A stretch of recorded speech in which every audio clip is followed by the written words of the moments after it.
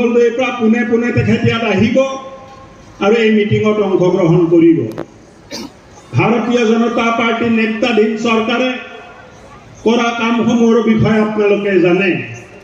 আপোনালোকৰ জীৱনত পোহৰ আনিবৰ বাবে, আপোনালোকৰ সপোনটো বাস্তৱ কৰাৰ কাৰণে ভাৰতীয় জনতা পাৰ্টিৰ নেতৃত্বাধীন চৰকাৰে দিনে ৰাতি কষ্ট সাধন কৰি মুখ্যমন্ত্ৰী ডাঙৰীয়াৰ নেতৃত্বত কাম কৰি 1 লাখৰো অধিক নিবনুৱাক আমি চাকৰি দিবলৈ সক্ষম হৈছো।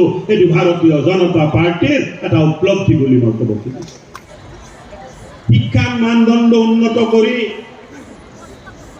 উন্নত মানৰ মানৱ সম্পদ গঢ়াৰ বাবে আমি চেষ্টা কৰি আছো।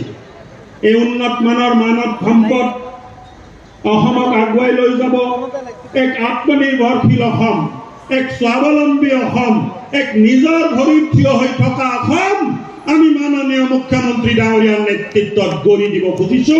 এই সংকল্পৰে আজি এই মিটিঙত আমি অংশগ্ৰহণ কৰিছো।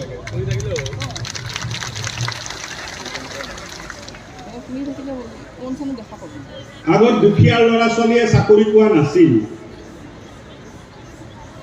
এটা সময়ত চাকৰি বিক্ৰী হৈছিল, আনকি SPDC হ'ব পৰা চাকৰিবিলাকো APSC কেলেংকাৰীত বিক্ৰী কৰা হ'ল।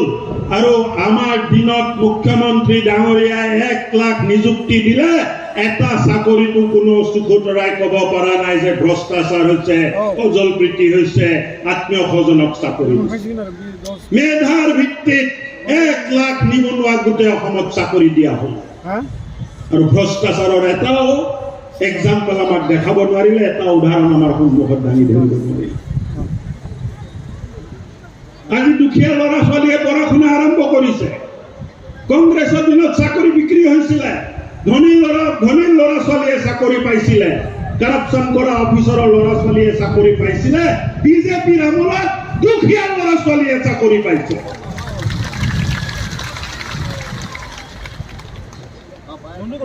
প্ৰত্যেক ঘৰত ৰেচন কাৰ্ড দিয়াৰ আমাৰ দায়িত্ব আছে। প্ৰত্যেক ঘৰ দুখীয়া পৰিয়ালক আমি ৰেচন কাৰ্ড দিম। যিসকলে এপ্লাই কৰিছিলে ৰেচন কাৰ্ড অহা নাই, সকলোৰে হাতত আমি ৰেচন কাৰ্ড তুলি দিম। এই সংকল্প আমাৰ আছে। আৰু ৰেচন কাৰ্ড থকা প্ৰত্যেকটো পৰিয়ালক 5 লাখ টকাৰ প্ৰধানমন্ত্ৰী আয়ুষ্মান কাৰ্ড বা মুখ্যমন্ত্ৰী আয়ুষ্মান কাৰ্ড দিয়া হ'ব। এই কথাও আমি ক'ব খুজিছো। এটা সময় আছিলে দুখীয়া ল'ৰা ছোৱালীয়ে ঘৰত বেমাৰী হলে মা দেউতাক হেৰুৱাইছিল। দুখীয়া মানুহে চিকিৎসা কৰিব পৰা নাছিলে। দুখীয়াৰ ঘৰত চিকিৎসা কৰাৰ কাৰণে পইচা নাছিলে। নিজৰ গহনা মংগলসূত্ৰ বিক্ৰী কৰিও, ঘৰ মাটি বিক্ৰী কৰিও, দোকান বন্ধকত ৰাখিও দুখীয়া মানুহে চিকিৎসা কৰিব পৰা নাছিল।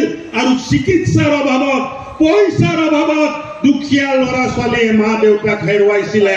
কিন্তু আমাৰ আমলত আমি আয়ুষ্মান কাৰ্ড দিছো আৰু ৰেচন কাৰ্ড থকা প্ৰত্যেকটো পৰিয়ালে আয়ুষ্মান কাৰ্ড পাব।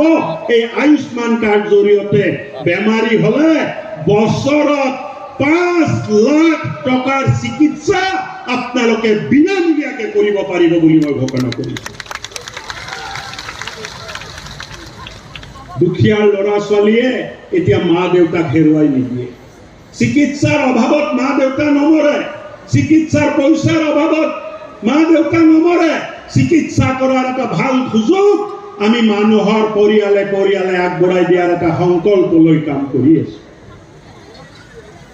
আপোনালোকৰ ভিতৰত প্ৰত্যেকজনে অৰুণোদয় পোৱা নাই, কিন্তু যিসকলে অৰুণোদয় পোৱা নাই, ৰেচন কাৰ্ড থকা প্ৰতিটো পৰিয়ালক আমি অৰুণোদয় ব্যৱস্থা অহা 2 বছৰৰ ভিতৰত কৰিম। এই কথাটো আপোনালোকক ক'ব খুজিছো। আজি অসমৰ কৃষকে ধান বিক্ৰী কৰি আছে 2183 টকা মেট্ৰিক টনত ধান বিক্ৰী হৈ আছে। যিটো এটা সময়ত বজাৰত 1400 টকাত বিক্ৰী হৈছিলে, বিজেপি চৰকাৰৰ দিনত 2183 টকাত বিক্ৰী হৈছে। আৰু যোৱা বছৰ 22-23 বছৰত 30,000 মেট্ৰিক টন ধান আমি অকল শোণিতপুৰ জিলাত চৰকাৰে MSP দি কি ক্ৰয় কৰিছে। কৃষকৰ মানদণ্ড ভাল হ'ব লাগিব, কৃষকৰ ইনকাম দুগুণ হ'ব লাগিব। কৃষকৰ ইনকাম দুগুণ হলে সামাজিকভাৱে আমি আগবাঢ়ি থাকিব পাৰিম, সামাজিকভাৱে আমি আগবাঢ়িব পাৰিম।